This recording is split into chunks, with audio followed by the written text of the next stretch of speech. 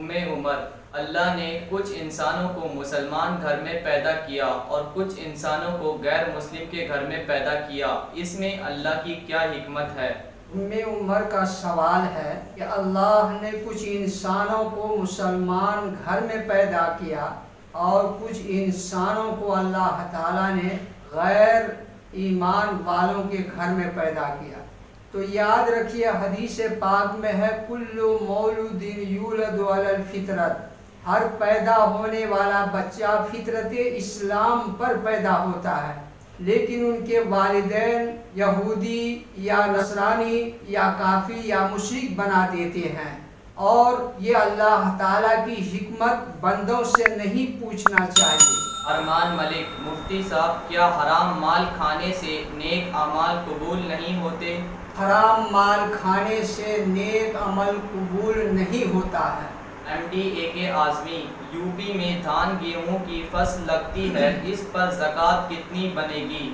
دھان گیہوں کو فروخت کر دیا ہے تو اب اس پر جو ہے زکوٰۃ واجب ہوگی پیسے کے حساب سے، اور اگر دھان گیہوں اسی حالت میں موجود ہے، اپنے پانی سے سینچائی کر کے غلہ حاصل کیا ہے، تو 20 کنٹل میں 1 کنٹل عشر کے طور پر نکالے گا، اور اگر آسمان کے پانی سے سینچا گیا ہے جس سے پیداوار حاصل ان کو ہوا ہے، تو ایسی حالت کے اندر 10 کنٹل میں 1 کنٹل نکالے گا، اس کو عشر کہا جاتا ہے۔ مجاہد رضا، زنا کی توبہ کیا ہے؟ ہر گناہ کی توبہ اس کی شکل یہ ہے کہ بندہ جس گناہ سے توبہ کرنا چاہتا ہے اس گناہ سے فوراً علیحدہ ہو جائے، اور دوسری شرط یہ ہے اس پر ندامت کا آنسو روئے، اور تیسری شرط یہ ہے اس طرف قدم نہ اٹھانے کا پکا دل سے ارادہ کرے۔ ویسے شرعی سزا یہ ہے کہ شادی شدہ ہے تو اس کو سنگسار کرنے کا حکم ہے، غیر شادی شدہ ہے تو 100 کوڑے لگانے کا حکم ہے، لیکن ہندوستان میں یہ سزا ممکن نہیں، اس لیے توبہ استغفار کرتے رہیں۔ مبارک حیاتی کشن گنج، مفتی صاحب، کیا قبر پر سورہ یاسین اور سورہ تبارک الذی پڑھ سکتے ہیں؟ مبارک حیاتی کشن گنج سے سوال کرتے ہیں کیا قبر پر سورہ یاسین سورہ تبارک الذی پڑھ سکتے ہیں؟ اگر سورہ یاسین اور تبارک الذی آپ کو یاد ہے تو پڑھ سکتے ہیں، قرآن شریف لے جا کر کے پڑھنے میں ماحول بدل جائے گا۔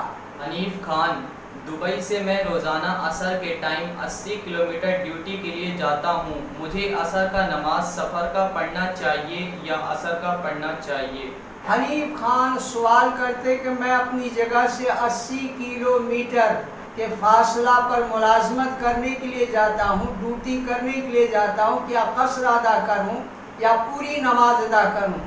حنیف خان صاحب، آپ یاد رکھیے 78 کلومیٹر کا فاصلہ ہے تو آپ پر قصر واجب ہے، 4 والی 2 ادا کریں گے، 3 والی جیسے مغرب ہے وہ 3 ہی رہے گی۔